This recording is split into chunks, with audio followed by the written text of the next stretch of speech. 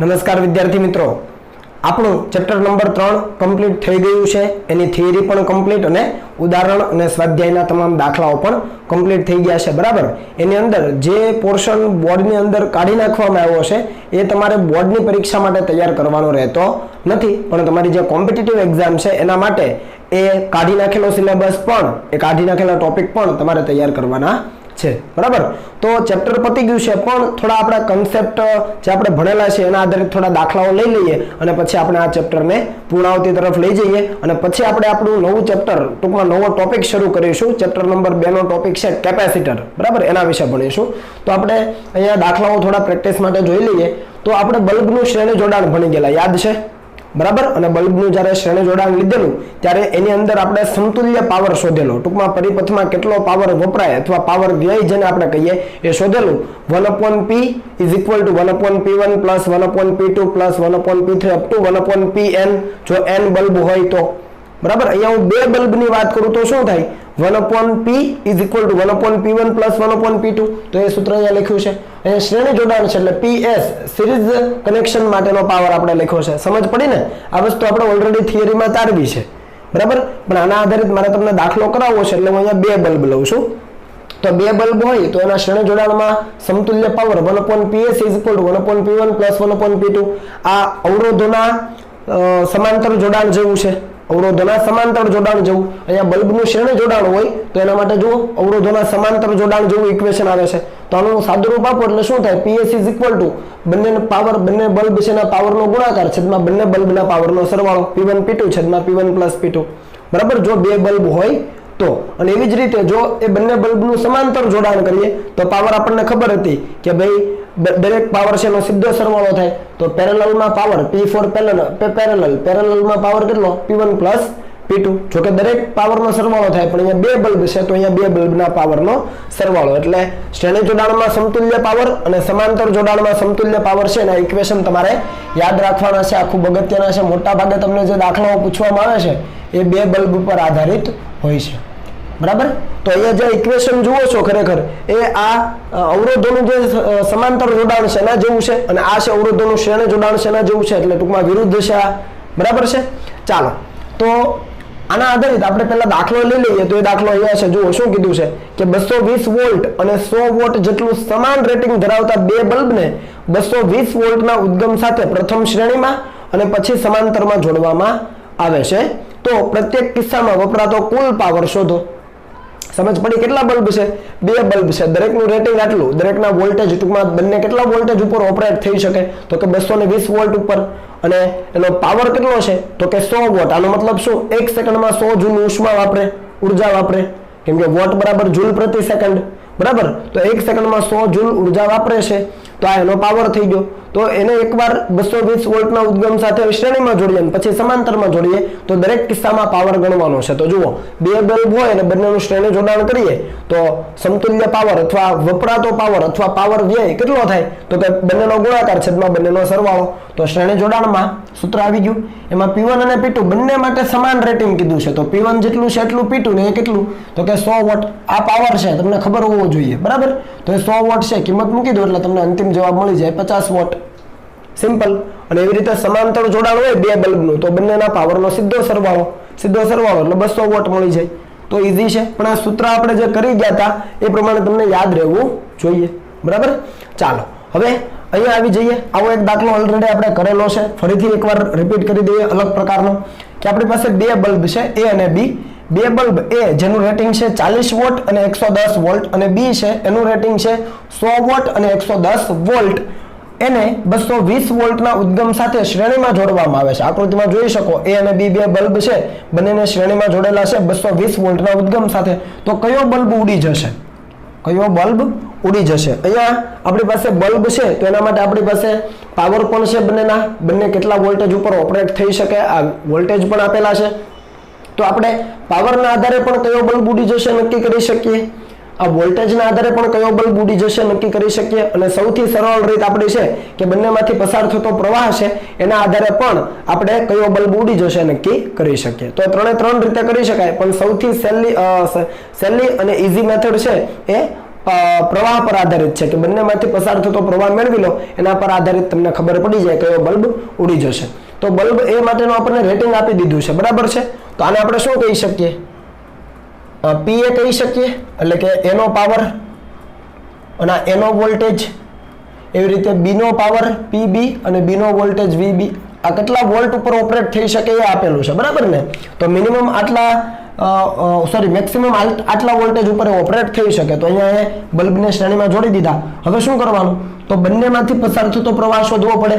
ટૂંકમાં બંનેમાંથી મેક્સિમમ કેટલો પ્રવાહ પસાર કરી શકાય એ શોધવો પડે, અને પરિપથમાંથી કેટલો પ્રવાહ પસાર થાય છે એ શોધવો પડે. આ વસ્તુ આપણે કરેલી છે. અને જો બલ્બમાંથી પસાર થતો પ્રવાહ છે એના કરતા પરિપથમાંથી વહેતો પ્રવાહ જો વધી જશે તો એ બલ્બ ઉડી જશે. આ આપણને ખબર છે, બરાબર. તો આપણે શું કરીએ? બલ્બ એ માટે પ્રવાહ શોધી લઈએ. તો પ્રવાહ માટે આપણે આ ઇક્વેશન લખી શકીએ, P = V × I. કેમ કે આપણને પાવર અને વોલ્ટેજ બંને આપેલા છે. જુઓ, પાવર અને વોલ્ટેજ બંને છે તો પ્રવાહ મળી જાય. તો I ને કરતા બનાવો એ માટે છે તો એ સફિક્સમાં લખું છું તો P/V થાય. એ સફિક્સમાં લખ્યા સમજી લેજો. P એટલે તો કે 40 અને V એટલે 110. તો 0.37 એમ્પિયરનો પ્રવાહ છે એ મહત્તમ બલ્બ એ માંથી પસાર કરી શકાય. બલ્બ એમાંથી મહત્તમ કેટલો પ્રવાહ પસાર કરી શકાય? 0.37 છે. એવી જ રીતે બી માટે વાત કરો તો બી માટે પાવર છે, વોલ્ટેજ છે. તો ફરીથી બલ્બ બી માટે પ્રવાહ લો તો P ના છેદમાં V. તો P કેટલો છે? 100 અને V કેટલો? 110. ભાગાકાર લો એટલે 0.9 એમ્પિયર. ટૂંકમાં બી માંથી પસાર કરી શકાતો મહત્તમ પ્રવાહ કેટલો છે? તો એ છે 0.9 એમ્પિયર. હવે બંનેના પ્રવાહ આપણને મળી જાય. હવે પરિપથની અંદર કુલ પ્રવાહ જોઈએ છે. તો કુલ પ્રવાહ માટે આપણી પાસે વોલ્ટેજ છે, બરાબર છે, પણ આપણી પાસે અવરોધ નથી. અવરોધ છે પણ સમતુલ્ય અવરોધ નથી. આ બંનેનું શ્રેણી જોડાણ. તો આનો અવરોધ આપણે RA કહીએ અને આનો અવરોધ આપણે RB કહીએ. તો આ બંનેનું શ્રેણી જોડાણ થયું. તો સમતુલ્ય અવરોધ મેળવવા માટે પહેલા બંનેના અલગ અલગ અવરોધ મેળવવા પડે, અને એ માટે તમારે P = V²/R કરવું પડે. આ સૂત્ર પણ આપણી પાસે છે પાવરનું, બરાબર છે. કારણ કે P અને V આપ્યા તો R મળી જાય. તો આના ઉપરથી બલ્બ એ માટે જુઓ, R ને કરતા બનાવો તો V²/P થઈ જાય. V કેટલો છે? 110, ભૂલાઈ ન જાય. અને P કેટલો છે? 40. પણ અહીંયા 110 નો વર્ગ કરવાનો ન ભૂલાઈ જાય, બરાબર. સાદુરૂપ આપો એટલે 302.5 ઓહમ તમને બલ્બ એનો અવરોધ મળી જાય. એવી રીતે B માટે વાત કરો તો V²/P. તો B માટે વાત કરો V²/P. V કેટલું છે એના માટે? તો કે 110 એનો વર્ગ છેદમાં P કેટલો છે એના માટે? 100. તો મૂકી દો એટલે એ તમને મળે 121 ઓહમ. અને બંનેનું કેવું જોડાણ છે? શ્રેણી જોડાણ. તો પરિપથમાં કુલ પ્રવાહ કેટલો? તો I = V/R ઇક્વિવેલન્ટ. ઓહમના નિયમ પ્રમાણે V = IR પ્રમાણે. V કેટલો? તો હવે ઉદ્ગમનો વોલ્ટેજ 220 વોલ્ટ મૂકી દો. અને R ઇક્વિવેલન્ટ એટલે આ બંનેનું શ્રેણી જોડાણ. તો બંનેનો સીધો સરવાળો, બરાબર, જાણીએ છીએ આપણે. તો આની અંદર RA અને RB મૂકી દો. અહીંયા જ્યાં કિંમતો મળી એ મૂકી દો અને સાદુરૂપ આપો એટલે પરિપથમાં વહેતો પ્રવાહ આ જે I છે એ તમને મળી જશે 0.52 એમ્પિયર. કેટલો મળી ગયો? 0.52 એમ્પિયર. તો હવે ચેક કરો કે કુલ પ્રવાહ 0.52 એમ્પિયર છે, એમાંથી મહત્તમ કેટલો પ્રવાહ પસાર કરી શકાય? 0.37. એના કરતા પરિપથનો પ્રવાહ વધી ગયો એટલે બલ્બ એ ઉડી જાય. ખબર પડી? એટલે I છે એ IA કરતા વધારે હોવાથી બલ્બ એ ઉડી જશે. બી માટે વિચારો તો બી માટે વિચારો. જુઓ, એની અંદર મહત્તમ 0.9 નો પસાર કરી શકાય. આપણી પાસે મેક્સિમમ મળે છે 0.52. તો બલ્બ બી ઉડવાનો નથી. ખ્યાલ આવે ને? એટલે પ્રવાહના સંદર્ભમાં તમે ઇઝીલી એ ફાઇન્ડ કરી શકો. ઓકે, ચાલો. આજે દાખલો કર્યો એની અંદર તમને એવું પણ કે શ્રેણી જોડાણ અને સમાંતર જોડાણમાં વપરાતા કુલ પાવરનો ગુણોત્તર મેળવો. બંને જોડાણમાં વપરાતા કુલ પાવરનો ગુણોત્તર. તો પાવર તો મળી જ જશે, હવે ગુણોત્તર જ લેવાનો છે. સિમ્પલ છે, બરાબર છે. આના આધારે પણ તમે સીધો ગુણોત્તર લઈ શકો. આને ભાગ્યા આ કરો, આને ભાગ્યા આ કરો અથવા આને ભાગ્યા આ કરો, તમે ગુણોત્તર મેળવી શકો જે રીતે તમને માંગ્યું છે એ રીતે, બરાબર છે. ચાલો આગળ વધીએ. ઈઝી દાખલો છે, જોઈ લઈએ કે જો બલ્બમાંથી પસાર થતા પ્રવાહમાં 1% વધારો કરવામાં આવે, પ્રવાહમાં વધારો કરવાનો છે 1%, તો તેના પાવરમાં થતો ફેરફાર કેટલો હશે? અવરોધને અચળ ધારવાનો છે. તો આપણને અવરોધ અચળ ધારવાનો કીધો છે, પ્રવાહનો વધારો આપણને 1% આપ્યો છે અને પાવરમાં થતો ફેરફાર શોધવાનો છે. તો I, P અને R એના વચ્ચેનો સંબંધ શું છે? તો કે P = I²R, બરાબર.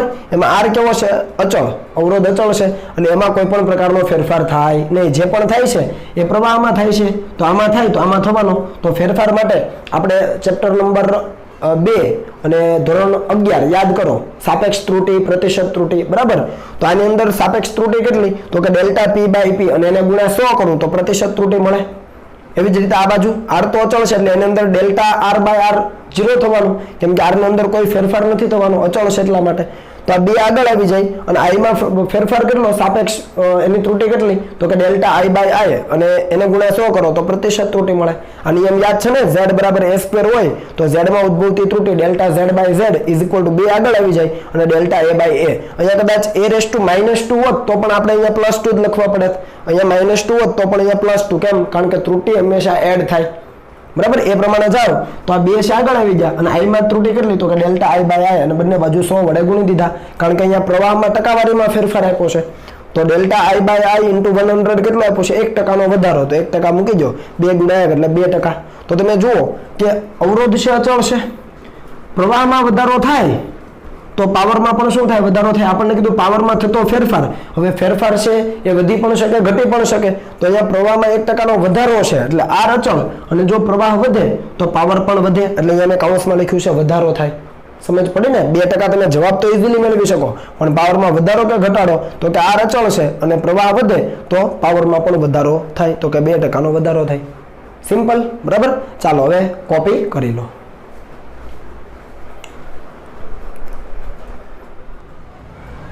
ત્યાર પછીનો દાખલો જોઈએ તો અહીંયા આપણી પાસે રકમ આ પ્રમાણે છે કે એક પરિપથમાં n બેટરી શ્રેણીમાં જોડેલી છે, બરાબર.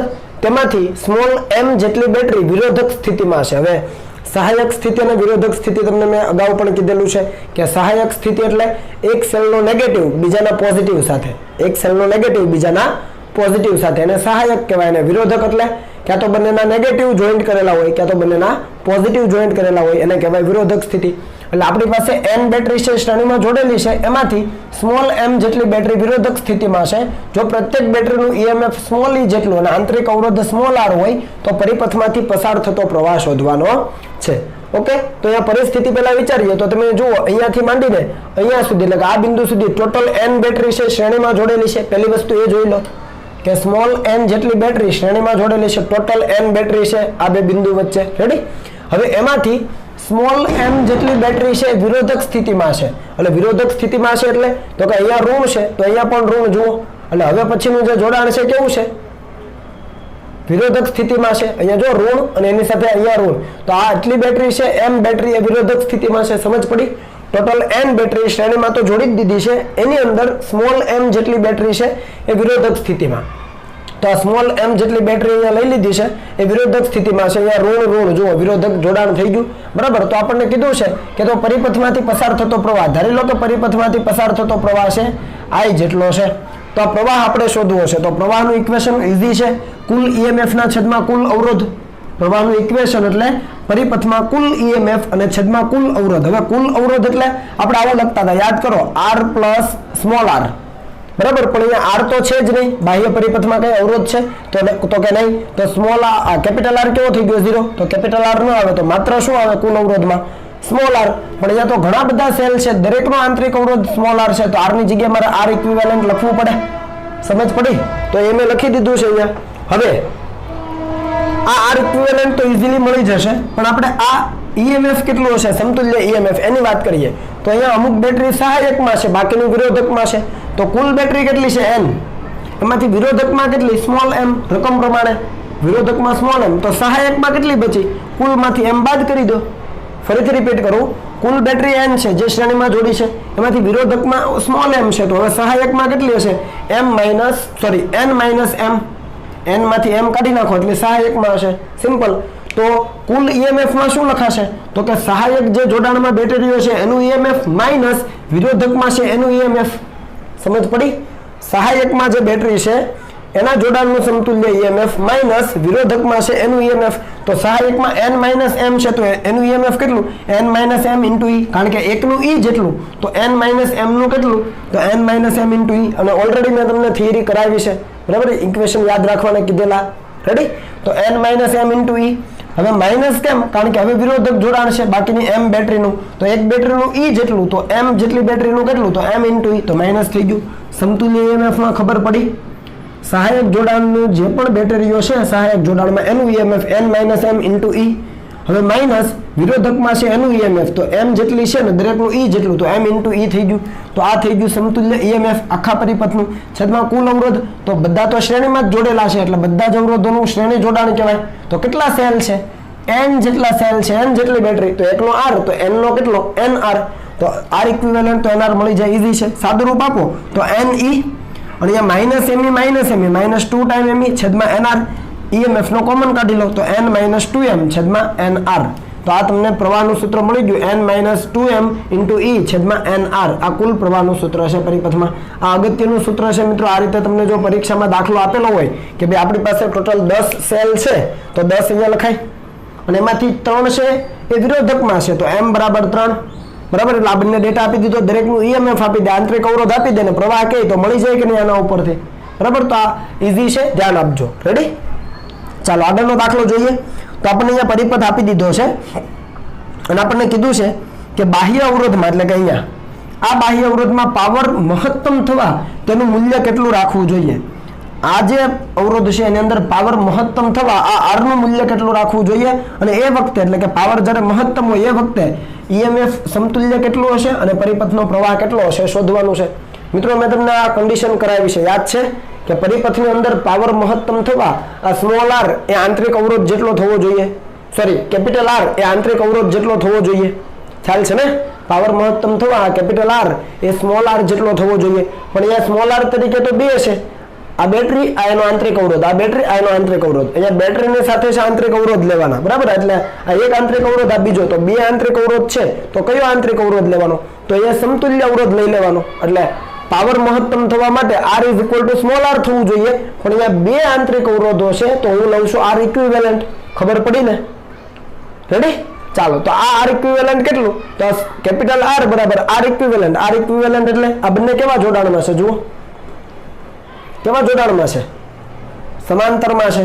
તો સમાંતરમાં બંનેનો ગુણાકાર છેદમાં બંનેનો સરવાળો, ગુણાકારના છેદમાં સરવાળો, 2 × 1 અને છેદમાં 2 + 1, તો 2/3 મળી જાય. તો આ કેપિટલ R કેટલો હોવો જોઈએ? તો કે 2/3 ઓહમ હોય તો આમાંથી જે પાવર વ્યય છે મહત્તમ મળે. ટૂંકમાં પરિપથમાં પાવર કેવો હોય? મહત્તમ હોય. સિમ્પલ. તો R મળી ગયો, જે આપણી શરત હતી એના આધારે કેપિટલ R = સ્મોલ r થવું જોઈએ. અહીંયા બે અવરોધો છે તો મેં r ઇક્વિવેલન્ટ લઈ લીધું. રેડી? તો આ પહેલો જવાબ મળી ગયો. બીજું શું કીધું કે આ સ્થિતિમાં ઈએમએફ જોજો, સમતુલ્ય ઈએમએફ. તો અહીંયા બંને કોષ જુઓ તો કેવા જોડાણમાં છે? આ બંને કોષ કેવા જોડાણમાં છે? સમાંતર જોડાણમાં. અને સમાંતર જોડાણમાં સમતુલ્ય અવરોધનું સૂત્ર મેં તમને તારવીને આપેલું છે, થિયરી ભણ્યા છે. બે કોષોનું સમાંતર જોડાણ હોય તો કઈ રીતે ઈએમએફ શોધી શકાય એના માટેનું આ સીધું સૂત્ર આપણે ભણ્યા છીએ કે એકનું ઈએમએફ અને બીજાનો આંતરિક અવરોધ વત્તા બીજાનું ઈએમએફ અને પહેલાનો આંતરિક અવરોધ. ખ્યાલ છે ને? ક્રોસ ગુણાકાર હતો. પહેલાનું ઈએમએફ બીજાનો આંતરિક અવરોધ એ બંનેનો ગુણાકાર વત્તા બીજાનું ઈએમએફ અને પહેલાનો આંતરિક અવરોધ એનો ગુણાકાર છેદમાં અવરોધનો સરવાળો આંતરિક અવરોધનો. તો પહેલાનું ઈએમએફ કેટલું છે? તો કે 10, અને આંતરિક અવરોધ અહીંયા ક્રોસ લેવો પડે ને, બીજાનો આંતરિક અવરોધ, તો 10 × 1 તો લખાઈ ગયું છે, વત્તા હવે આનું ઈએમએફ અને બીજાનો આંતરિક અવરોધ તો 5 × 2 એ પણ લખી દીધું, છેદમાં આંતરિક અવરોધ 2 + 1 થઈ જાય. રેડી? ચાલો, તો અહીંયા 10 સરવાળો 20 / 3 વોલ્ટ તમને મળી ગયો, અને તમને સમતુલ્ય ઈએમએફ મળી ગયું. બરાબર છે? સમતુલ્ય ઈએમએફ પણ મળી ગયું, સમતુલ્ય અવરોધ તમારી પાસે પણ છે. તો આ સર્કિટ ખરેખર હવે કેવી બને? તો સર્કિટ આવી બને. જોજો,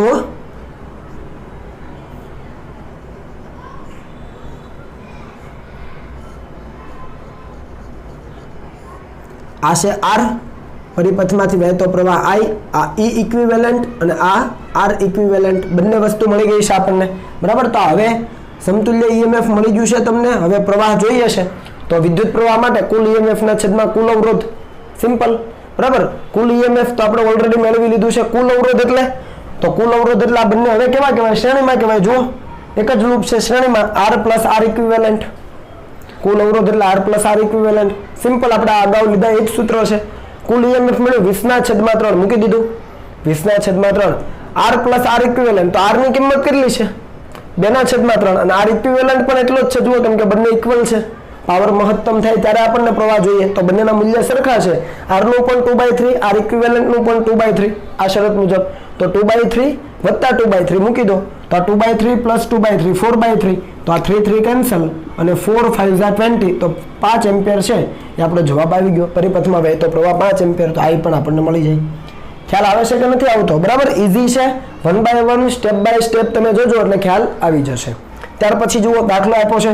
અહીંયા એક વર્તુળાકાર એક લૂપ આપેલી છે અને એની અંદર 4 સેલ જોડેલા છે. દરેકનું EMF E જેટલું છે અને 3 બિંદુ આપ્યા છે A, B અને C. આપણને કીધું છે કે A અને B વચ્ચેનો વિદ્યુત સ્થિતિમાનનો તફાવત અને B અને C વચ્ચેનો વિદ્યુત સ્થિતિમાનનો તફાવત શોધો. તો આવા કિસ્સામાં શું કરવાનું થાય? તો આવા કિસ્સામાં છે એ વહેતો પ્રવાહ પહેલા શોધી લેવાનો થાય કે પ્રવાહ કેટલો વહેતો હશે કઈ દિશામાં. તો તમે જરા જુઓ, આ બંને સેલ જુઓ તો કેવા જોડાણમાં છે. જો અહીંયા એકનો નેગેટિવ, બીજાનો પણ નેગેટિવ, વિરોધક જોડાણમાં છે. ખ્યાલ આવે છે ને? એકનો નેગેટિવ, બીજાનો પણ નેગેટિવ, બંને વિરોધક જોડાણમાં. અહીંયા હું કરી દઉં, ચાલો આ ડોટેડ લાઈન. તો આ કેવું જોડાણ છે? વિરોધક. તો આ બંને એકબીજાના EMF ની અસર કેવી કરી દેશે? નાબૂદ કરી દેશે. તો અહીંયાથી પ્રવાહ વહેવાનો નથી. આ બંનેમાં આવો, આ પણ પોઝિટિવ, આ પણ પોઝિટિવ, બંનેના પોઝિટિવ છેડા કનેક્ટ કર્યા તો આ કિસ્સામાં જે આ સેલ જોડેલા છે એ પણ કેવા જોડાણમાં છે? વિરોધક જોડાણ. ખ્યાલ આવે છે કે નહીં? તો આ પણ વિરોધક જોડાણ. તો આ બંને સેલ પણ એકબીજાની અસર નાબૂદ કરી દે. તો અહીંયા પણ પ્રવાહ શૂન્ય, અહીંયા પણ પ્રવાહ શૂન્ય. તો પરિપથમાં ક્યાંય પ્રવાહ વહેવાનો? તો કે નથી વહેવાનો. તો તમે લખી શકો પરિપથમાં વિદ્યુત પ્રવાહનું વહન થશે નહીં. પરિપથમાં વિદ્યુત પ્રવાહનું વહન થશે નહીં. મેં કારણ આપ્યું કેમ? કારણ કે આ બંને પણ વિરોધક જોડાણમાં, આ બંને સેલ પણ વિરોધક જોડાણમાં, એકબીજાને અસર નાબૂદ કરી દે અને પરિપથમાં વિદ્યુત પ્રવાહનું વહન થાય નહીં. અને વિદ્યુત પ્રવાહનું વહન ન થાય તો A પાસે, B પાસે અને C પાસે સ્થિતિમાન સમાન છે એવું કહેવાય. હું માત્ર સ્થિતિમાન બોલું છું. તો આવું લખી શકાય કે A પાસે જેટલું સ્થિતિમાન એટલું જ B પાસે અને એટલું જ C પાસે. સમાન સ્થિતિમાન હોય તો જ પ્રવાહ ન વહે. પિસ્ટન બ્રિજ આપણે ભણ્યા છે, યાદ છે ને? જેટલું ઉપર સ્થિતિમાન એટલું નીચેના છેડે હોય તો ગેલોનોમીટરમાંથી પ્રવાહ પસાર થાય નહીં. એટલે A પાસે, B પાસે અને C પાસે સ્થિતિમાન સમાન. તો આપણને ડિફરન્સ કીધો છે તો શું આવશે? A અને B વચ્ચેનો ડિફરન્સ એટલે VA માઇનસ VB કેટલું થાય? બંને સમાન છે તો 0. તથા B અને C વચ્ચેનો સ્થિતિમાન, તો B અને C વચ્ચેનો સ્થિતિમાનનો તફાવત એટલે VB માઇનસ VC એ પણ કેવું થાય? શૂન્ય થાય. તો એ પણ 0 થશે. રેડી? ઈઝી છે. એટલે આ રીતે તમારે આને સોલ્વ કરવાનું થાય કે પરિપથમાં પ્રવાહ કેટલો? જો પ્રવાહ નથી વહેતો તો દરેક બિંદુએ સ્થિતિમાન સમાન અને સ્થિતિમાન સમાન તો સ્થિતિમાનનો તફાવત કેવો? 0. બરાબર? ચાલો હવે કોપી કરી લો.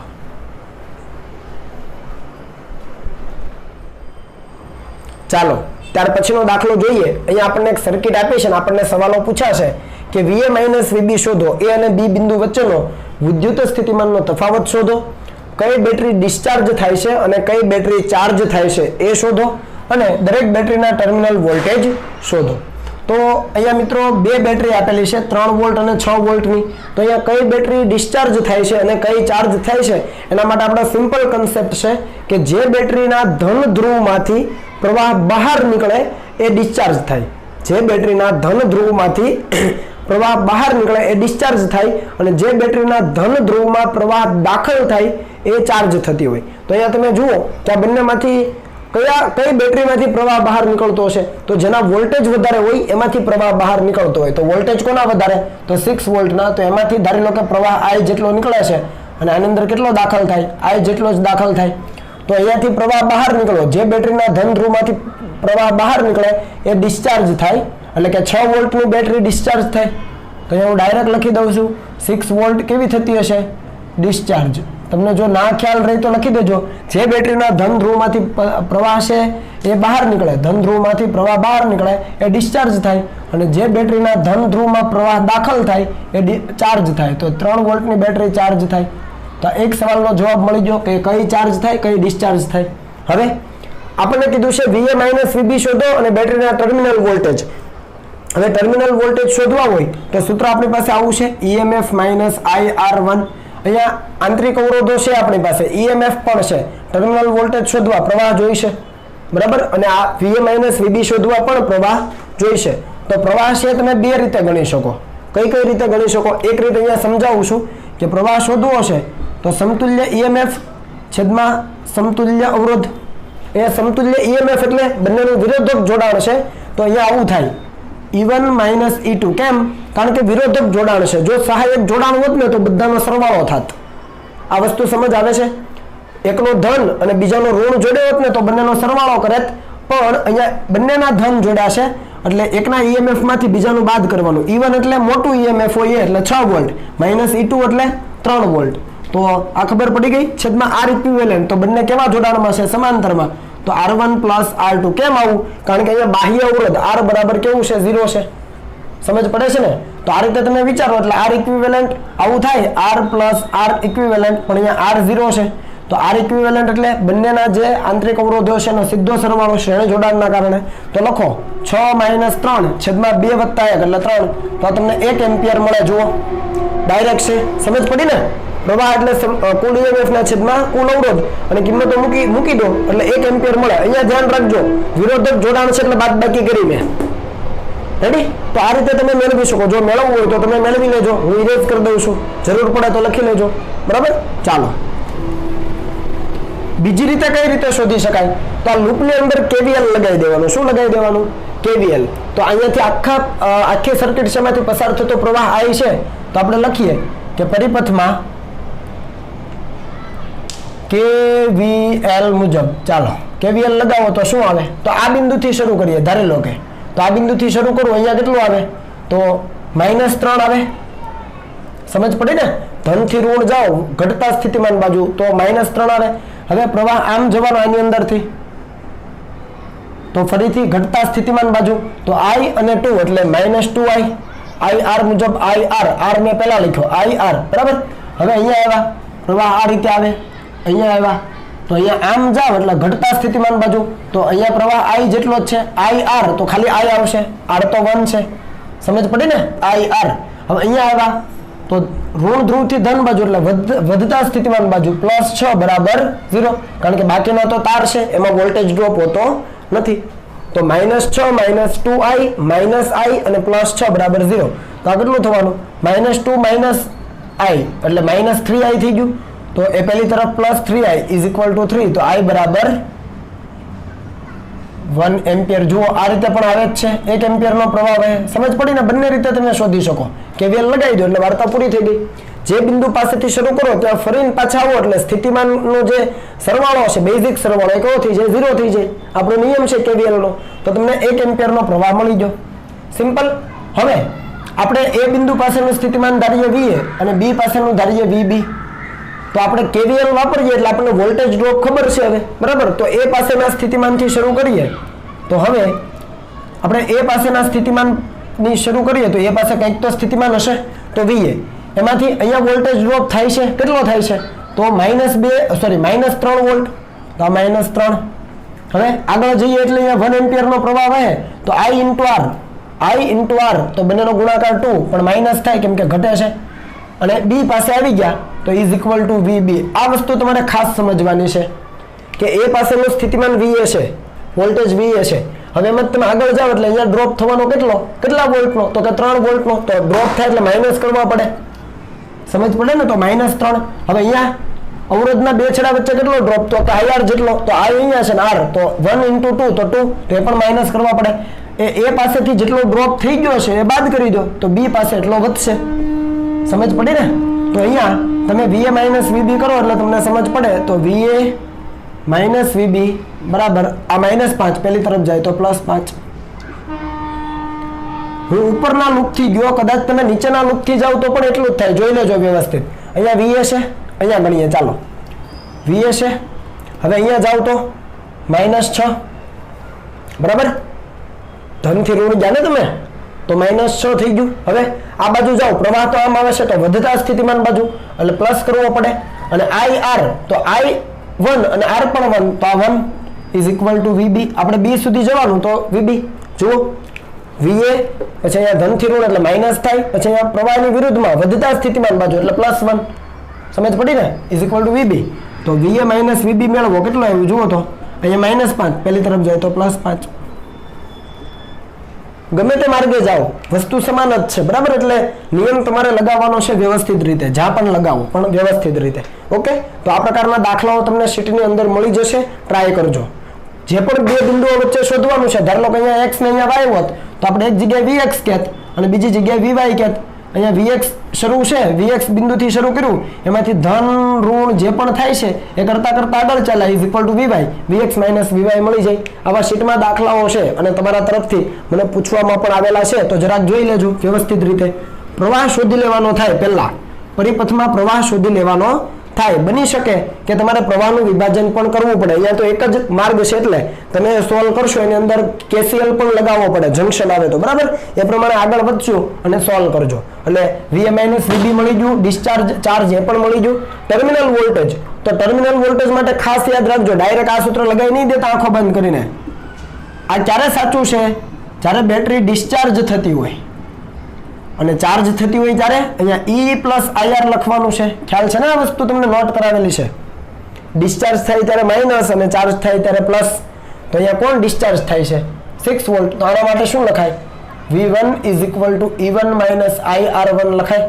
હવે તમે મેળવી લેશો આ, બરાબર ને? EMF નું મૂલ્ય કેટલું? 6. R1 કેટલો? 1. I કેટલો? 1. મૂકી દો કિંમત એટલે V1 મળી જાય.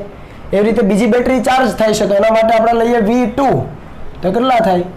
E2 plus IR2. જો મેં પ્લસ લખ્યું કારણ કે ચાર્જ થાય છે તો પ્લસ, ડિસ્ચાર્જ થાય તો માઇનસ, ચાર્જ થાય તો પ્લસ. તો અહીંયા તમે કરશો એટલે તમને મળી જશે. EMF આપેલું છે, કેટલું આપેલું છે? 3. R2 કેટલો છે? 2. અને I કેટલો છે? 1. મૂકી દો કિંમત તો V2 મળી જાય. તો હવે કરી લેશો તમે, બરાબર. ચાલો, તો આ વસ્તુ ભૂલાઈ ન જાય. ડિસ્ચાર્જ માટે નેગેટિવ, ચાર્જ માટે પોઝિટિવ. ઓકે, ચલો આગળ વધે. ચાલો આવી જવામાં અહીંયા એક પરિપથ આપ્યો છે, જુઓ તો જરા, બરાબર. અહીંયા આપણે ધારી લઈએ કે 20 વોલ્ટની બેટરી છે. તો અહીંયા આ ગેલ્વેનોમીટર છે, બરાબર. આ છે ગેલ્વેનોમીટર. તમને કીધું છે કે જો IG બરાબર 0, IG બરાબર 0 એટલે ગેલ્વેનોમીટરમાંથી વહેતો પ્રવાહ છે IG બરાબર કેટલો કરી દેવાનો? 0 કરી દેવાનો. તો R શોધો, R શોધો. જુઓ અહીંયા 100 ઓહમ, બીજો 200 ઓહમ, ત્રીજો 40 ઓહમ અને આ બંનેનું સમાંતર જોડાણ છે. તો આ R એવો મૂકવાનો છે કે જેથી કરીને IG બરાબર 0 થાય, એટલે કે સંતુલન સ્થિતિ મળે. તો આ વિસ્ટન બ્રિજ થઈ ગયો, બરાબર. તો આ બંનેનો સમતુલ્ય અવરોધ કેટલો? પેલા તો એ લઈ લેવાય. આ બંનેનો સમતુલ્ય અવરોધ ડાયરેક્ટ લખી દો અહીંયા. 100 R ના છેદમાં 100 પ્લસ R, બરાબર છે ને? કેમ કે સમાંતર જોડાણ છે તો બંનેનો ગુણાકાર છેદમાં બંનેનો સરવાળો. ખ્યાલ આવી જાય? મેં ડાયરેક્ટ લખી દીધું. તો 100 R છેદમાં 100 પ્લસ R નો એક અવરોધ અહીંયા મૂકી દઈએ તો થઈ જાય. તો એક અવરોધ એ, બીજો આ, ત્રીજો આ, ચોથો આ, થઈ ગયો વિસ્ટન બ્રિજ. તો અહીંયા IG બરાબર 0 હોય તો આ વિસ્ટન બ્રિજ સંતુલિત પરિસ્થિતિમાં છે. તો અહીંયા ડાયરેક્ટ લખીએ કે IG બરાબર 0 સમયે સંતુલન સ્થિતિમાં અથવા તમે લખી શકો વિસ્ટન બ્રિજની સંતુલન સ્થિતિમાં શું આવે? તો આ ભુજાનો અવરોધ છેદમાં આ ભુજાનો અવરોધ ઇઝ ઇક્વલ ટુ આનો અવરોધ છેદમાં આનો અવરોધ. સમજ પડે ને? અથવા આનો અવરોધ છેદમાં આનો અવરોધ, બરાબર. આનો અવરોધ છેદમાં આનો અવરોધ. જે રીતે તમને ફાવે રીતે. હું આના છેદમાં આ, ઉપરના છેદમાં નીચે, એવી રીતે ઉપરના છેદમાં નીચે કરું છું તો શું આવશે? જુઓ તો 100 ના છેદમાં 200, બરાબર. સામે શું લીધું છે? આ બંનેનો સમતુલ્ય ડાયરેક્ટ લખી દો. 100 R ના છેદમાં 100 વત્તા R, આ તો થઈ જ ગયો, અને છેદમાં 40. તો અહીંયા 40 ગુણાકારમાં થઈ જાય ને, કેમ કે છેદનો છેદ છેદમાં આવે. રેડી ને? 100 R છેદમાં 100 પ્લસ R અને એના છેદમાં 40, તો બરાબર જ છે. તો અહીંયાથી શું કેન્સલ થાય? તો જુઓ 100 કેન્સલ અને 40 ભાગ્યા 200 એટલે 5. તો આનો ચોકડી ગુણાકાર કરો તો શું આવે? તો 100 વત્તા R અહીંયા આવી જાય ઇઝ ઇક્વલ ટુ 5R સામે જતા રહે. તો અહીંયાથી અહીંયા 4R બચે. તો 4R બરાબર 100. તો R બરાબર 25 ઓહમ. ઇઝી છે. જુઓ, ખાલી વિસ્ટન બ્રિજની શરત મૂકી છે. તમને એવું પણ આપેલું હોય આની સાથે શ્રેણીમાં પણ જોડેલો હોય તો તમારે એ રીતે અહીંયા મૂકવું પડે. સમતુલ્ય અવરોધ છે અહીંયા એ સરવાળો કરીને મૂકવો પડે. પણ કન્ડિશનમાં તો સંતુલનની પરિસ્થિતિમાં, સંતુલનની કન્ડિશનમાં તો આ જ સૂત્ર લખવું પડે. ઉપરના છેદમાં નીચેનો બરાબર સામે પણ ઉપરના છેદમાં નીચેનો લખી દો એટલે આવી જાય જવાબ. 25 ઓહમનો અવરોધ અહીંયા મૂકો એટલે IG 0 થઈ જાય. ગેલ્વેનોમીટરમાંથી પ્રવાહ વહે નહીં. હવે જુઓ અહીંયા આખું એક નેટવર્ક આપેલું છે. P અને Q બિંદુ વચ્ચે 6 ઓહમ, 6 ઓહમ, 3, 8, 5, 10, 10 અને કીધું છે RPQ શોધો. એટલે P અને Q વચ્ચેનો સમતુલ્ય અવરોધ શોધો. સવાલ આપણો અહીંયા છે, બરાબર. તો આવી કન્ડિશનમાં શું કરવાનું? તો આપણે જે પણ અવરોધો છે એનું શ્રેણી કે સમાંતર જોડાણ જોવું પડે. તો જેટલું આપણું પોસિબલ બને એ જરાક જોઈએ. તો આની અંદર જરાક નજર મારો તો કયા અવરોધો શ્રેણીમાં કે સમાંતરમાં આવી શકે છે? તો અહીંયા જુઓ આ બંને અવરોધો કોમન છેડા છે, તો આ કેવા જોડાણમાં છે? આ બંને સમાંતરમાં છે, તો આનો સમતુલ્ય કેટલો થઈ જાય? બંનેનો ગુણાકાર છેદમાં બંનેનો સરવાળો એટલે 100/20, તો 100/20 એટલે 5 થઈ જાય. સમજ પડી કે ન પડી? આ કેટલો થઈ ગયો? 10 × 10 ભાગ્યા 10 + 10 100/20 એટલે 5 થઈ ગયો. અહીંયા જુઓ જરા આ બંનેનો સમતુલ્ય કેટલો થઈ જાય? 36/12, તો 12 તરીને 36, તો 3 ઓહમ થઈ જાય. થઈ જાય ને? તો જો સમતુલ્ય અવરોધ મળી ગયા. તો હવે જરાક જોજો, આ P બિંદુ અહીંયા કરું છું અને P માંથી અહીંયા જો તમે નામકરણ કરવું કરી શકો A અને B બિંદુ. તો જુઓ P માંથી એક અવરોધ છે 5 ઓહમનો A પર જાય છે અને P માંથી એક છેડો છે એ B પર જાય છે 5 ઓહમનો. તો અહીંયા P માંથી બે છેડા નીકળ્યા આ રીતે. એક A પર ગયો અને વચ્ચે અવરોધ છે અને બીજો ક્યાં ગયો? B પર ગયો. ખબર પડી ને? P માંથી એક A ઉપર ગયો, જુઓ કેટલા ઓહમનો? 5 ઓહમનો. P માંથી અહીંયા B ઉપર ગયો, કેટલા ઓહમનો? 5 ઓહમનો. આટલી સમજ પડી ગઈ? હવે અહીંયા જરાક જુઓ, Q અને A વચ્ચે કેટલો છે? 3 ઓહમનો. અને Q અને B વચ્ચે 3 ઓહમનો, કેમ કે અહીંયા 3 ઓહમ જોડશો ને તમે, તો Q અને A વચ્ચે 3 ઓહમ અને Q અને B વચ્ચે 3 ઓહમ. તો અહીંયા ક્યાંક Q બિંદુ લઈ લઈએ આપણે. તો Q અને A વચ્ચે કેટલો છે? જુઓ તો Q અને A વચ્ચે 3 ઓહમ અને Q અને B વચ્ચે કેટલો જોડવાનો થાય? આ સમતુલ્ય છે એ 3 ઓહમ. સમજ પડી કે ન પડી? રેડી? P માંથી A માં 5 ઓહમ છે, P માંથી અહીંયા જો આ છેડો P જ કહેવાય, તો P માંથી B માં 5 ઓહમ છે, તો P માંથી A, P માંથી B 5 ઓહમ આપી દીધા. હવે આ થોડી વાર માટે ભૂલી જાઓ. A અને Q વચ્ચે 3 ઓહમ, A અને Q વચ્ચે 3 ઓહમ. અહીંયા 3 ઓહમ નો જોડી દો તો એક છેડો Q ઉપર હોય અને એક છેડો ક્યાં હોય? B ઉપર. તો B અને Q વચ્ચે 3 ઓહમ થઈ ગયો. હવે આ A અને B વચ્ચે 8 ઓહમ, તો અહીંયા કરી દઈએ.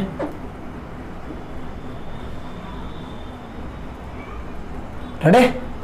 તો તમે જુઓ તો જરા, P અને Q વચ્ચે આપણને સમતુલ્ય અવરોધ કીધો છે, તો P અને Q વચ્ચે શું જોડવું પડે? બેટરી. આપણે બેટરી જોડતા નથી પણ વ્યવસ્થિત જોઈ લો તો આ વિસ્ટન બ્રિજ બને છે. યસ, સંતુલન કન્ડિશનમાં છે કે નહીં જોઈ લો. તો અહીંયા આના છેદમાં આ કરો તો 1 ગુણોત્તર, આના છેદમાં આ કરો તો ગુણોત્તર 1 થઈ ગયો, તો સંતુલન સ્થિતિમાં છે. તો વિસ્ટન બ્રિજ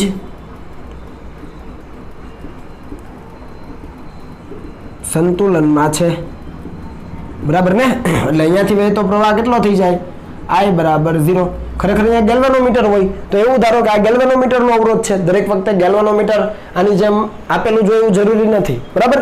તમને ગેલ્વેનોમીટરનો સીધો અવરોધ આપી દીધો તો I કયો કે IG કયો, ટૂંકમાં આની અંદરથી વહેતો પ્રવાહ 0 અને જેમાંથી પ્રવાહ વહેતો હોય એ 0 હોય, જેમાંથી વહેતો પ્રવાહ 0 હોય એ અવરોધને આપણે ધ્યાનમાં લેતા નથી, બરાબર? એટલે આમાંથી વહેતો પ્રવાહ 0 છે, તો સમતુલ્ય અવરોધની ગણતરીમાં જેમાંથી પ્રવાહ નથી વહેતો એ અવરોધને ધ્યાનમાં નહીં લેવાનો. એટલે આને ચોકડી મારજો, આને ધ્યાનમાં નથી લેવાનો. રેડી? તો હવે શું થઈ ગયું? જો P અને Q વચ્ચે આ બંને કેવા જોડાણમાં? શ્રેણીમાં. P અને Q વચ્ચે આ બંને કેવા? શ્રેણી જોડાણમાં. તો સમતુલ્ય સર્કિટ કેવી બને? તો અહીંયા P છે, અહીંયા Q છે, ઉપર 5 ને 3 8, બરાબર? નીચે 5 ને 3 8, તો 8 ઓહમ, 8 ઓહમ, બરાબર? તો તમને અહીંયાથી તમે RPQ લખો તો શું થાય? તો 8 × 8 છેદમાં R, 8 + 8, તો 64/16, એટલે 16 ચોકુને 64, તો 4 ઓહમ મળ્યું. ખ્યાલ આવે? તો દરેક વખતે તમને વિસ્ટન બ્રિજ આવો કમ્પ્લીટ બનાવીને જ આપો એવું જરૂરી નથી. તમને આવી રીતે પણ સર્કિટ આપી હોય તો પણ એ વિસ્ટન બ્રિજ જ બન્યો. જુઓ, સમજ પડી ને? એટલે દરેક વખતે આવું સિમ્પલ નહીં આપેલું હોય. આપણે થોડુંક જોવું પડશે કે કયા અવરોધો શ્રેણીમાં થાય છે, કયા સમાંતરમાં જાય છે, એ પ્રમાણે એનાલિસિસ કરી થોડુંક આગળ વધવાનું એટલે થઈ જાય, બરાબર છે? ચાલો હવે લખી દો.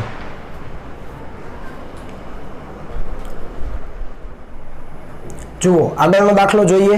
તો અહીંયા એક સર્કિટ પરિપથ આપણને આપેલો છે. 200 વોલ્ટની બેટરી છે, 100 ઓહમ, 100 ઓહમ, 20 ઓહમ, 20 ઓહમના 4 અવરોધો છે. અહીંયા X અને Y વચ્ચે એક વોલ્ટમીટર જોડેલું છે અને આપણને કીધું છે કે X અને Y વચ્ચેનો વિદ્યુત સ્થિતિમાનનો તફાવત શોધો, બરાબર? તો X અને Y વચ્ચેનો વિદ્યુત સ્થિતિમાનનો તફાવત શોધવા માટે આ સર્કિટને સોલ્વ કરવી પડે. એટલે x પાસેનું સ્થિતિમાન જોઈએ અને y પાસેનું સ્થિતિમાન જોઈએ અને પછી આપણે x અને y વચ્ચેનો વિદ્યુત સ્થિતિમાનનો તફાવત મેળવી શકીએ.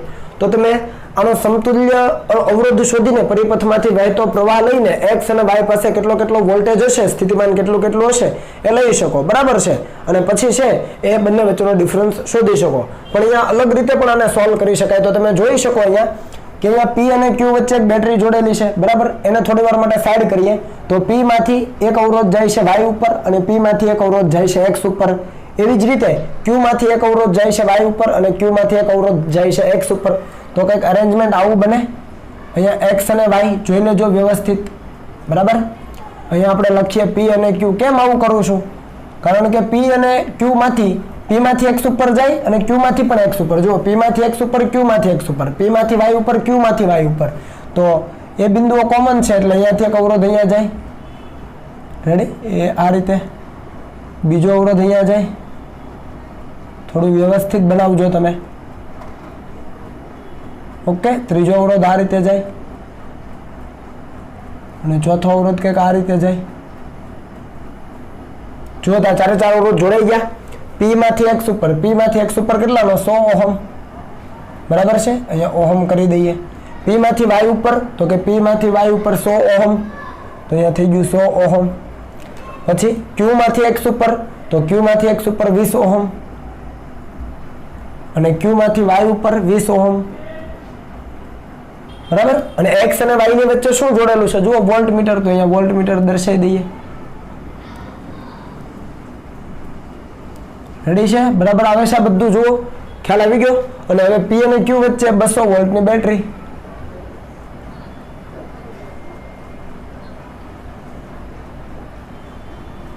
જુઓ તો જરા, કોના જેવું અરેન્જમેન્ટ થઈ ગયું? વિસ્ટન બ્રિજ જેવું. રેડી?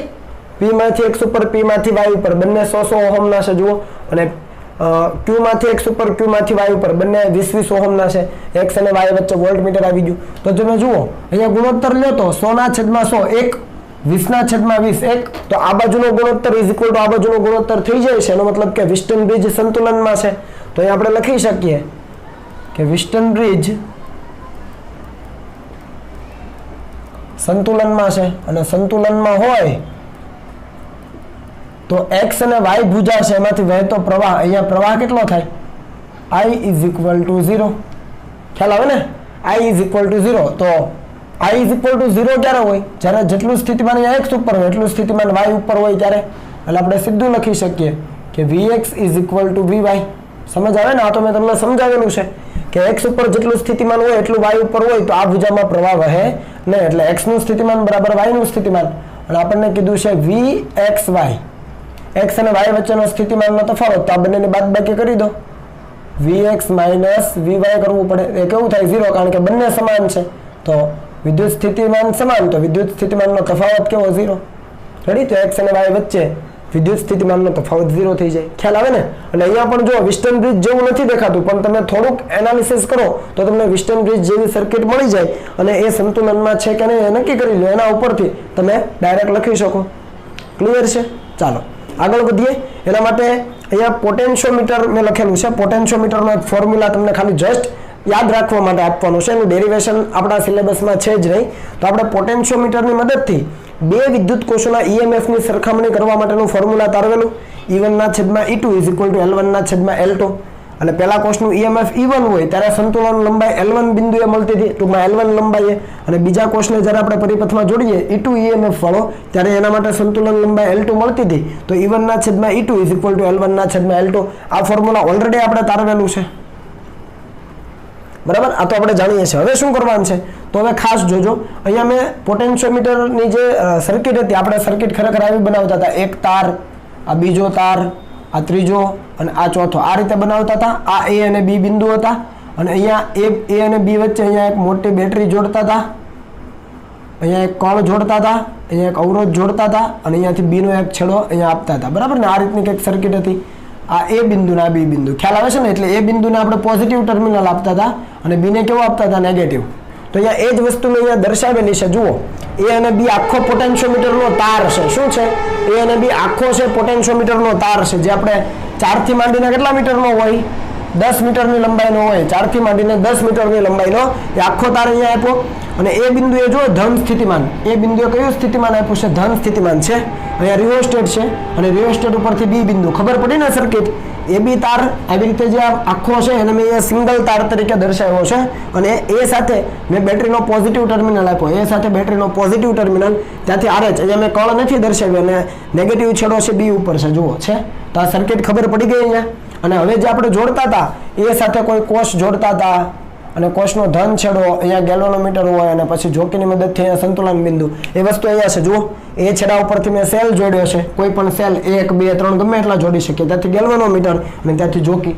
તો આ સર્કિટ ખબર પડે છે ને, બરાબર. આ જ સર્કિટમાં તમારે એક વસ્તુ ધ્યાન રાખવાની છે. શું ધ્યાન રાખવાની છે એ પણ સાથે કહી દઉં કે અહીંયા જો ધન છેડો હોય ને, એ બિંદુએ બેટરીનો ધન છેડો હોય ને, તો અહીંયા કોષનો ધન છેડો જ જોડવાનો. આ વસ્તુ ખાસ જોવાની. અહીંયા ધન છેડો છે તો અહીંયા બેટરીનો કોષનો ધન છેડો જ આવવો જોઈએ. અહીંયા જો તમે ઋણ છેડો લીધો હોય તો અહીંયા કોષનો ઋણ છેડો જ જોડવાનો.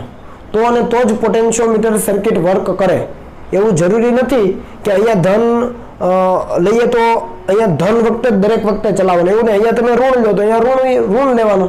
ટૂંકમાં યાદ શું રાખવાનું કે અહીંયા બેટરીનો ધન છેડો હોય એ બિંદુએ તો અહીંયા કોષનો પણ ધન છેડો જોડવાનો, અને જો અહીંયા બેટરીનો ઋણ છેડો હોય એ બિંદુ પાસે જોડાનો તો અહીંયા કોષનો ઋણ છેડો લેવાનો. પછી ઉલટું નહીં કરવાનું, અહીંયા ધન હોય ને અહીંયા ઋણ હોય, અથવા અહીંયા ઋણ હોય ને અહીંયા ધન હોય, એવું કરવાનું નથી. એવા સંજોગોમાં સર્કિટ વર્ક કરે નહીં. હું તમને હમણાં સમજાવીશ ત્યારે ફરીથી યાદ અપાવું. પણ આ સર્કિટ તમારે બોર્ડ માટે દોરવાની, આવી લાંબા તારવાળી. અહીંયા હું આવી રીતે સિમ્પલ સર્કિટ આપીશ તમને, દાખલામાં આવી સર્કિટ જ આપી હોય તો આટલી ઉપરનો જે ભાગ છે શું છે?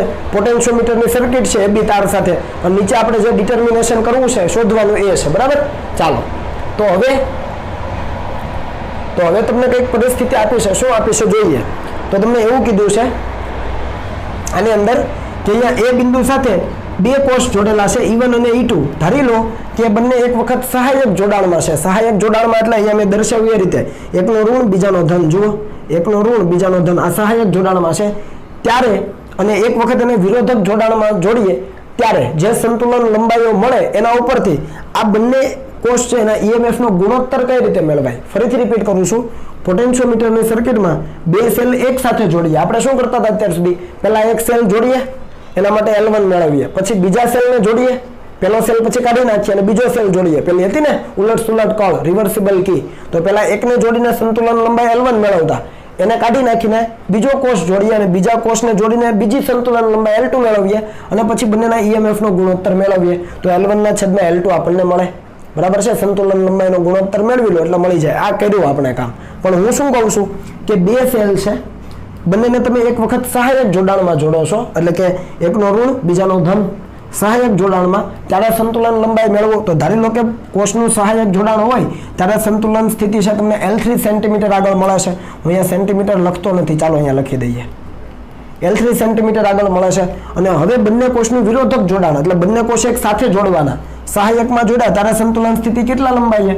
આ એ બિંદુથી L3 જેટલી લંબાઈ છે, બરાબર. આ N એટલે તટસ્થ બિંદુ, N એટલે શું? તટસ્થ બિંદુ, ન્યુટ્રલ પોઈન્ટ, જ્યાં ગેલ્વેનોમીટરનું આવર્તન કેવું થઈ જાય? 0 થઈ જાય, એટલે કે IC બરાબર 0 થઈ જાય. રેડી? તો બંને કોષ સાથે હોય ત્યારે સહાયક જોડાણમાં સંતુલન સ્થિતિ ધારો કે L3 લંબાઈએ મળે છે, એ બિંદુથી L3 લંબાઈએ. અને વિરોધક જોડાણ હોય, વિરોધક જોડાણ એટલે આનો ઋણ અને આનો પણ ઋણ, બંનેના ઋણ અથવા બંનેના ધનને કનેક્ટ કરી દો. પણ અહીંયા ધન છે તો આનો ધન જ રહેવો જોઈએ, આનો ધન તો આનો પણ ધન. મેં કીધું ને, એ બિંદુ પાસે બેટરીનો ધન તો એ બિંદુ પાસે કોષનો ધન, તો આનો ઋણ છે ને એની સાથે બીજાનો ઋણ જોડો તો વિરોધક થઈ ગયું.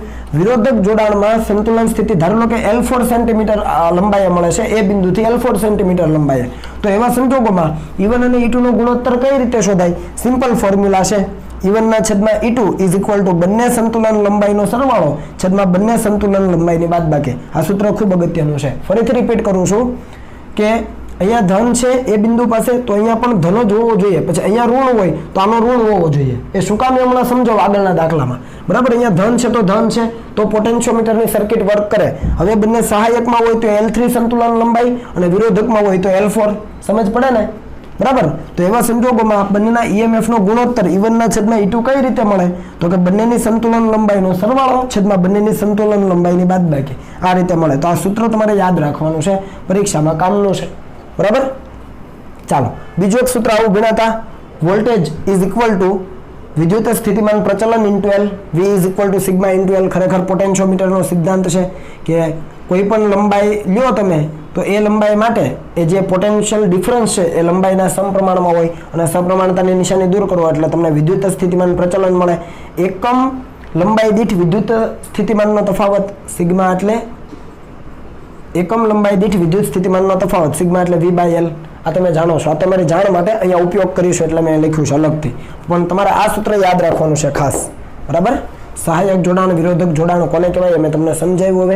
હવે તો આની અંદર આવી જાવ. જુઓ અહીંયા તમને સર્કિટ આપી છે 30 વોલ્ટની બેટરી, મુખ્ય બેટરી જે આપણે પરિપથમાં અહીંયા લઈએ છીએ. રિઓસ્ટેટ મેં નથી દર્શાવ્યો, હોય પણ ખરો ન પણ હોય એની કંઈ જરૂર નથી દર્શાવવાની. 10 મીટર લંબાઈનું પોટેન્શિયોમીટરનો તાર છે. મેં કીધું હતું ને 4 થી માંડીને 10 મીટરનો આવે. એ બી તારની લંબાઈ કેટલી છે? 10 મીટર. અને અહીંયાથી તમને એક 6 વોલ્ટની બેટરી જોડી છે. આ એનો આંતરિક અવરોધ છે, અહીંયા ગેલ્વાનોમીટર છે, ત્યાંથી જો કે એના ન્યુટ્રલ પોઈન્ટ N છે. તમને કીધું છે કે આ x, અહીંયા જુઓ સ્મોલ x રૂ, આ a થી માંડીને n સુધીનું અંતર જે સ્મોલ x છે એ સ્મોલ x નું મૂલ્ય કેટલું હોવું જોઈએ અથવા કેટલું રાખવું જોઈએ જેથી કરીને Ig બરાબર 0 થાય. ટૂંકમાં ગેલ્વાનોમીટરમાંથી વહેતો પ્રવાહ Ig બરાબર 0 થાય.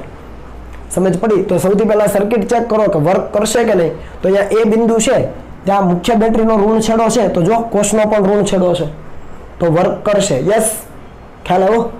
અહીંયા એ બિંદુ પાસે બેટરીનો ઋણ છેડો, તો અહીંયા પણ કોષનો ઋણ છેડો છે. બંને સરખા હોવા જોઈએ ટૂંકમાં, બરાબર. આ નોંધ કરવી હોય તો કરી લેજો તમે. બંને આ ધન હોય તો આ ધન હોવું જોઈએ, અહીંયા ઋણ હોય તો અહીંયા ઋણ હોવું જોઈએ. ક્લિયર? ચાલો હવે તો આ વર્ક કરશે તો આપણને એવું કીધું છે કે x નું મૂલ્ય કેટલું રાખવું જોઈએ જેથી Ig બરાબર 0 થાય. ધારી લો કે અહીંયા છે એ n બિંદુ પાસે છે એ ગેલ્વાનોમીટરમાંથી વહેતો પ્રવાહ શૂન્ય થાય છે. કયા બિંદુ પાસે? આ n એટલે કે ન્યુટ્રલ પોઈન્ટ જે છે ત્યાં ગેલ્વાનોમીટરમાંથી વહેતો પ્રવાહ શૂન્ય થાય. તો આ બે છેડા વચ્ચેનો વોલ્ટેજ ડ્રોપ કેટલો થાય? આપણે આવું લખીએ કે V a n, a અને n બિંદુ વચ્ચેનો સ્થિતિમાનનો તફાવત કેટલો થાય? તો આના EMF જેટલો. કે ન સમજ પડી? આ બે બિંદુ વચ્ચે a અને n બિંદુ વચ્ચેનો વિદ્યુત સ્થિતિમાનનો તફાવત 6 વોલ્ટ થાય, કેમ કે અહીંયા 6 વોલ્ટ EMF ધરાવતો કોષ છે. આ a અને n બિંદુ વચ્ચેનો વિદ્યુત સ્થિતિમાનનો તફાવત એટલે તો આપણે શું લખી શકીએ? તો આ સૂત્ર મુજબ વિચારો તો સિગ્મા ઇન્ટુ એલ, પણ અહીંયા l કેટલું છે? x જેટલું. a અને n બિંદુ વચ્ચે v કઈ રીતે અપાય? તો આ સૂત્રથી અપાય ને, સિગ્મા ઇન્ટુ એલ. સિગ્મા તો અચળ છે પણ અહીંયા l નહીં, અહીંયા શું આવશે? x. તો અહીંયા લખાય સિગ્મા ઇન્ટુ x બરાબર 6. ભાઈ સિગ્મા થોડોક વ્યવસ્થિત કરજો કેમ કે બંને સરખા ન થઈ જાય. આ સિગ્મા છે ને આ 6 છે. તો અહીંયા સિગ્મા એટલે શું? તો અહીંયા આપણે લખી શકીએ સિગ્મા એટલે આના ઉપરથી v બાય l. તો અહીંયા v by l into x is equal to 6 થાય ને. સિગ્મા બરાબર v બાય l લખવું એટલે લખી લેવાનું તમારે. હવે આ v બાય l એટલે તો અહીંયા 30 વોલ્ટ છે તો આને 0 વોલ્ટ કહેવાય અને આને 30 વોલ્ટ આપી દઈએ. ખબર પડી? આ ડાબી બાજુ જે ઋણ છેડો છે ને 0 કહીએ અને ધન છેડો છે ને 30 કહીએ. તો આ બી બિંદુ કેટલા સ્થિતિમાને હોય? 30 વોલ્ટ ઉપર હોય. અને એ બિંદુ કેટલા સ્થિતિમાને હોય? 0 સ્થિતિમાને હોય. ખ્યાલ આવે છે કે નથી આવતો આમાં? આ 0 વોલ્ટ અને આ 30 વોલ્ટ. તો આ બંને એ અને બી બિંદુ વચ્ચેનો સ્થિતિમાનનો તફાવત કેટલો થઈ ગયો? 30 અને ભાગ્યા એલ કેટલી છે? 10. ખબર પડી ને? એટલે હું અહીંયા લખી દઉં 30 ભાગ્યા 10 એકમ લંબાઈ દીઠ વિદ્યુત સ્થિતિમાનનો તફાવત. તો કુલ લંબાઈ કેટલી છે? 10 અને કુલ વોલ્ટેજ ડ્રોપ કેટલો? a અને b વચ્ચે 30 વોલ્ટ. અહીંયા મેં 0 આપ્યો તો અહીંયા 0, અહીંયા 30 આપ્યો તો અહીંયા 30. તો 30 ભાગ્યા 10 ઇન્ટુ x બરાબર 6. ખ્યાલ આવ્યો કે ન આવ્યો? તો અહીંયાથી આ કેન્સલ થયું તો x બરાબર કેટલું મળે? 6/3. 6/3. તો x બરાબર 2. અને શું આવશે વિચારો? સેન્ટીમીટર કે મીટર? તો 2 મીટર. અહીંયા તારની લંબાઈ મીટરમાં છે, જોજો. ખ્યાલ આવ્યો ને? ભૂલાઈ ન જાય. સેન્ટીમીટર નહીં લખતા, તમને ઓપ્શનમાં સેન્ટીમીટર આપ્યું છે, અહીંયા મીટરમાં છે, જવાબ મીટરમાં આવશે. સમજ પડી? ફરીથી એ અને n બિંદુ વચ્ચેનો વિદ્યુત સ્થિતિમાનનો તફાવત 6 વોલ્ટ થાય કેમ કે આ બે છેડા વચ્ચે જેટલો હશે એ કોને સમતુલ્ય છે? આના બે છેડા વચ્ચેનો. તો અહીંયા તો 6 વોલ્ટ જ છે, EMF માપી લીધું સીધું આપણે. તો આ વિદ્યુત સ્થિતિમાનનો તફાવત એટલે સિગ્મા ઇન્ટુ એલ. તો અહીંયા l નહીં પણ x આવશે કારણ કે a અને n વચ્ચેની લંબાઈ છે x. તો સિગ્મા ઇન્ટુ x બરાબર 6. સિગ્મા એટલે v by l, x is equal to 6. v ની કિંમત આ બંનેનો ડિફરન્સ લખો 30 છેદમાં કુલ લંબાઈ છે 10. તો એકમ લંબાઈ દીઠ સ્થિતિમાન મળી ગયું એટલે વિદ્યુત સ્થિતિમાન પ્રચલન મળી ગયું અને x ની કિંમત 2 મીટર મળી ગઈ. બરાબર? ચાલો આ દાખલો ટ્રાય કરો એકવાર જાતે પોઝ કરીને. એના જેવો જ છે. ઓકે, ચાલો જુઓ, સર્કિટ એના જેવી જ છે. ફરીથી 20 વોલ્ટ છે, તારની લંબાઈ 10 મીટર છે, આ પોટેન્શિયોમીટરનો તાર AB છે, અને અહીંયાથી 4 વોલ્ટનો EMF ધરાવતી બેટરી છે, મતલબ સેલ છે, અને એની સાથે ગેલોનોમીટર જોડ્યું છે, ને N બિંદુ અહીંયા આપ્યું છે, જોકી છે, બરાબર. તો અહીંયા આપણને x આપેલું છે અને કીધું છે x નું મૂલ્ય કેટલું રાખવું જોઈએ જેથી Ig બરાબર 0 થાય. તો ગેલોનોમીટરમાંથી પ્રવાહ શૂન્ય થવા માટે આ A બિંદુથી આ જોકી કેટલા બિંદુ સુધી સરકાવવી જોઈએ જેથી Ig બરાબર 0 થઈ જાય. તો તમે પહેલા સર્કિટ ચેક કરો. A બિંદુ પાસે આનો ઋણ આવ્યો અને આનો ધન આવ્યો, સર્કિટ વર્ક કરે નહીં. ખ્યાલ આવે છે? Arrangement is not allowed. આ અરેન્જમેન્ટ છે શક્ય નથી. ખબર પડી કેમ? તો હું સમજાવું. જુઓ, અહીંયા ધારો કે આપણે 0 વોલ્ટ લઈ લઈએ અને અહીંયા 20 વોલ્ટ લઈ લઈએ, કેમ કે અહીંયા ઋણ છે તો એને 0 કહી દઈએ, ધન છે તો એને 20 કહી દઈએ. એ 20 ક્યાં જાય? B બિંદુ પાસે જાય. તો B બિંદુ એ 20 વોલ્ટ, એ બિંદુ પાસે કેટલા વોલ્ટ? 0 વોલ્ટ. આ તો બધાને સમજ પડે છે. આ 0 ને આ 20, તો 20 આને મળે અને 0 આને મળે. તો A અને B બિંદુ વચ્ચેનો સ્થિતિમાન કેટલું? 20 વોલ્ટ. તો A અને B વચ્ચેના કોઈ પણ બિંદુએ સ્થિતિમાન 20 વોલ્ટ, 0 થી 20 વોલ્ટની અંદર કાંઈ પણ હશે. સમજ પડી ને? A થી B સુધી જઈએ તાર ઉપર તો સ્થિતિમાન 0 થી 20 ની વચ્ચે કોઈ પણ મૂલ્ય મળે અને પોઝિટિવ છે.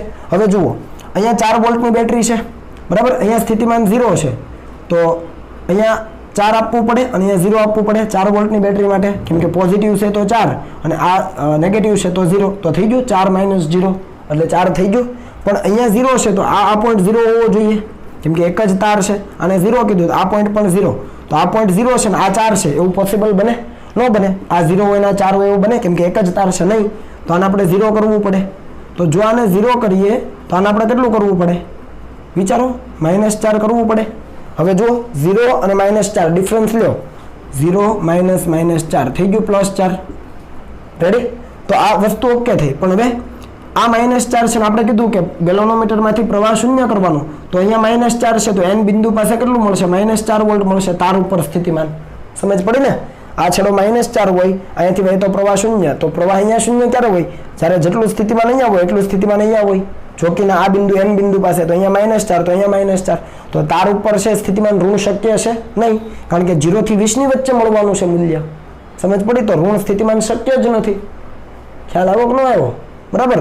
એટલા માટે આ જે અરેન્જમેન્ટ છે એ શક્ય નથી. એટલે આપણે લખી શકીએ arrangement will not work. અથવા આ જે ગોઠવણ છે એ શક્ય નથી. તમને પરીક્ષાની અંદર સવાલ પૂછ્યો હોય, ઓપ્શન એવો પણ હોય કે આ જે ગોઠવણ છે શક્ય નથી, અથવા આ પૈકી એક પણ નહીં, ઓપ્શનમાં એવું પણ હોય. તો તમારે જોવાનું કે અહીંયા ઋણ છે તો અહીંયા ઋણ જ હોવું જોઈએ. અહીંયા કેવું હતું? જો ઋણ છે તો ઋણ, અહીંયા કેવું છે? ધન છે તો અહીંયા ધન. પાછળનો કોષ ભલે જે છે પણ અહીંયા ધન છે તો આ ધન. એ તો આપણે સહાયક અને વિરોધક લીધું એટલે, પણ એક જ સેલ હોય ત્યારે ઋણ છે તો ઋણ, ધન હોય તો ધન લેવો પડે. અહીંયા જો ઋણ ને ધન ભેગા થઈ ગયા. સમજ પડી ને? શીખવું એમ કે અહીંયા 0, અહીંયા 20. હવે અહીંયા 0 છે તો આ પણ 0, તો આને 0 અહીંયા આપી દો તો અહીંયા આખા તારનો 0 થઈ ગયો. તો આ -4 કરવું પડે 4 વોલ્ટ કરવા. આ -4, અહીંયા પ્રવાહ 0, તો અહીંયા -4 હોવું જોઈએ, જે શક્ય નથી. એટલે અરેન્જમેન્ટ વિલ નોટ વર્ક, કામ જ નહીં કરે. અને ગેલોનોમીટરમાંથી પ્રવાહ છે શૂન્ય થવાનો જ નથી, તો x મળવું મુશ્કેલ છે. Ig 0 જ ન થાય ને, અને Ig 0 ન થાય તો x મેળવી શકાય નહીં. સમજ પડી ને? એટલે નોટ ડાઉન કરી લેજો વ્યવસ્થિત કે આ છેડો નેગેટિવ એ બિંદુ પાસેનો, તો આ પણ નેગેટિવ જ હોવો જોઈએ. આ પોઝિટિવ, તો આ બાજુનો છેડો, ડાબી બાજુનો છેડો પણ પોઝિટિવ જ હોવો જોઈએ. બરાબર? ચાલો હવે નોટ ડાઉન કરી લો. ચાલો એક અંતિમ દાખલો જોઈ લઈએ અને આપણે આ ચેપ્ટરને પૂર્ણ કરીએ. તો અહીંયા દાખલો આપણી પાસે આપેલો છે કે એક મીટર બ્રિજની એક ગેપમાં, દાખલો કોના પર આધારિત છે? મીટર બ્રિજની થિયરી ઉપર. બરાબર. એક મીટર બ્રિજની એક ગેપમાં 200 ઓહમ અવરોધ મૂકેલો છે તથા બીજી ગેપમાં અજ્ઞાત અવરોધ x ઓહમ અને 50 ઓહમનો અવરોધ શ્રેણીમાં જોડેલા છે. અત્રે અજ્ઞાત અવરોધ અમુક તાપમાન ધરાવતા હીટ બાથમાં રાખેલો છે. જો તટસ્થ બિંદુ 50 સેન્ટીમીટર અંતરે મળતું હોય તો અજ્ઞાત અવરોધનું મૂલ્ય અને હીટ બાથનું તાપમાન શોધો. બે બાબતો આપણે શોધવાની છે.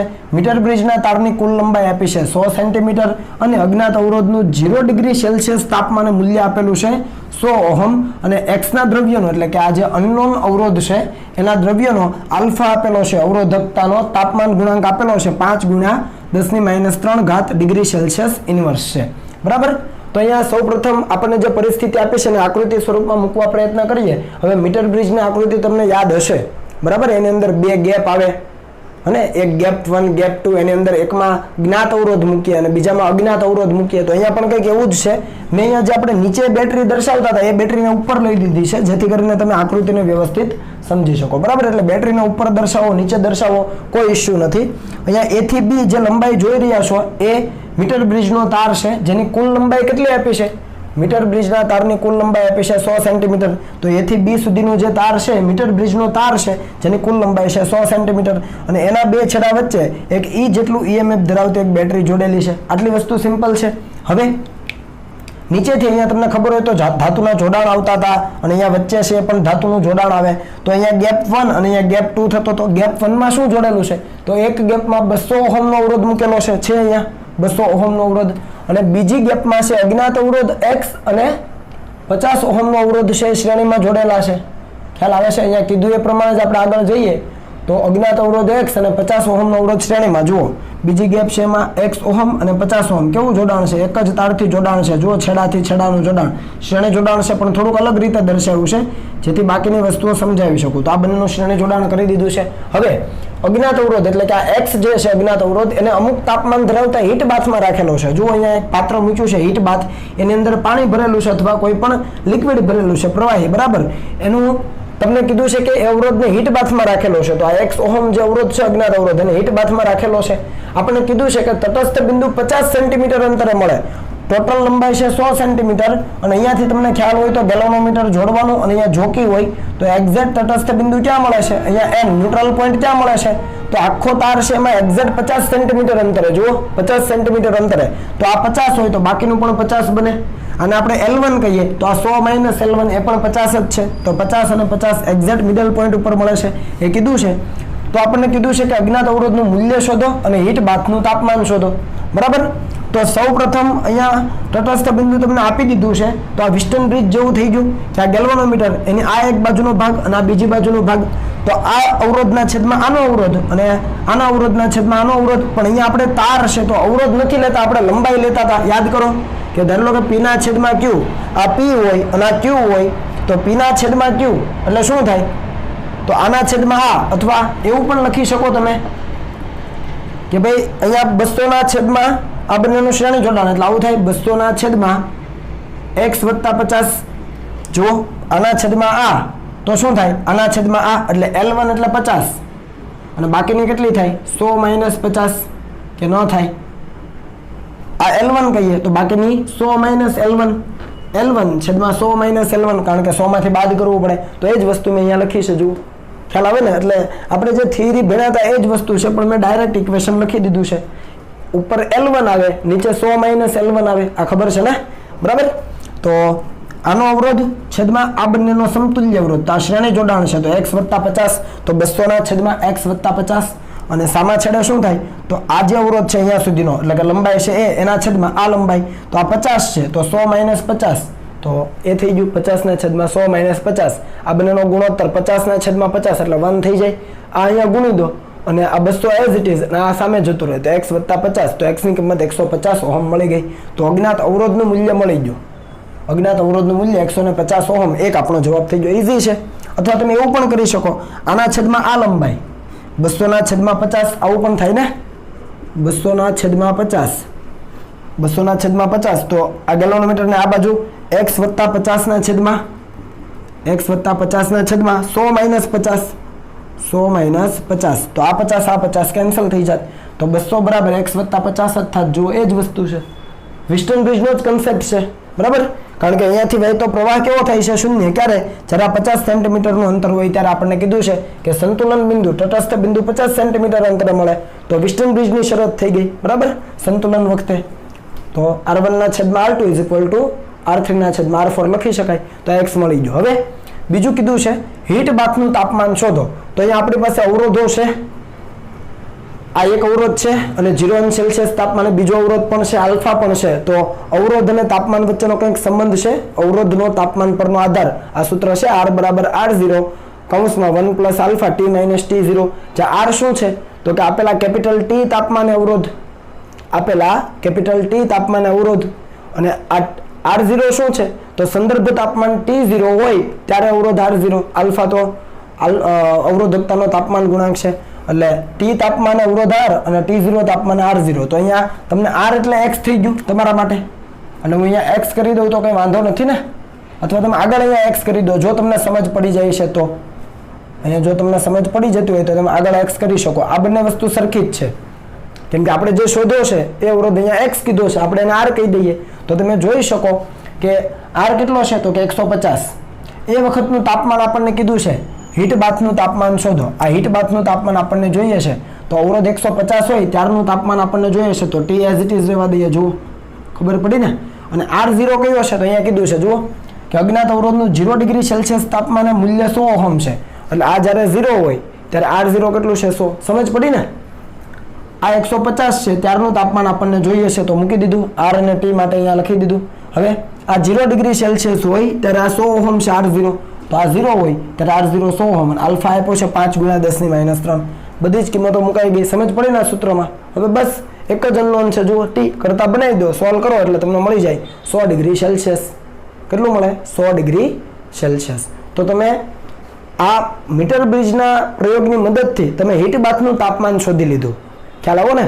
અવરોધનું મૂલ્ય પણ તમને મળી ગયું અને હીટ બાથનું તાપમાન પણ તમે મેળવી લીધું. ખરેખર થર્મોમીટરની મદદથી આ તાપમાન મેળવવું પડે. કેપિટલ T જે આપણે મેળવ્યો 100 ડિગ્રી સેલ્સિયસ એ થર્મોમીટરની મદદથી મેળવી શકાય, પણ અહીંયા તમે મીટર બ્રિજની મદદથી પણ એ તાપમાન મેળવી શક્યા. તો આને કહેવાય રેઝિસ્ટન્સ અવરોધ, રેઝિસ્ટન્સ થર્મોમીટર.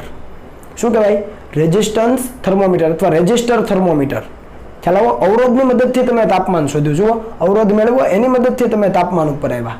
ખ્યાલ આવો ને. એટલે રેઝિસ્ટર થર્મોમીટર પણ આને કહેવાય. પણ એ માત્ર તમારી જાણકારી માટે છે. પણ આ કન્સેપ્ટ ખબર પડી ને, બે બાબતો આવી. તમારા વિસ્ટન બ્રિજની જે આપણે સંતુલન સ્થિતિ છે, સંતુલનની કન્ડિશન છે એનો ઉપયોગ પણ આવ્યો, અને સાથે સાથે અવરોધનો તાપમાન પરનો જે આધાર છે, અવરોધનો તાપમાન પરનો જે આધાર છે એની મદદથી તાપમાન પણ શોધવાનું આવ્યું. તો આ પ્રકારનો દાખલો તમને કોમ્પિટિટિવ એક્ઝામમાં પૂછી શકાય. ઓકે. તો આજે જે પણ કંઈ દાખલાઓ કર્યા છે એ ખૂબ અગત્યના છે મિત્રો, બરાબર. એ સિવાયના પણ ઘણા બધા અગત્યના દાખલાઓ આપણી શીટમાં પણ છે. તો એ તમામ દાખલાઓ તમે સોલ્વ કરજો, કમ્પ્લીટ કરજો શીટને, બરાબર. અને વ્યવસ્થિત બધી તૈયારી કરી લેજો. એકવાર આ ચેપ્ટરનું રિવિઝન પણ શક્ય બને એ સમયે તમે કરી લેજો. તો આ સાથે આપણો આ ચેપ્ટર નંબર 3 કમ્પ્લીટ થાય છે. અને હવે આપણે નેક્સ્ટ લેક્ચરમાં મળીશું આપણો જે ચેપ્ટર નંબર 2નો ટોપિક બાકી છે એ લઈને, જેનું નામ છે કેપેસિટર. ઓકે. ચાલો ત્યાં સુધી વંદે માતરમ.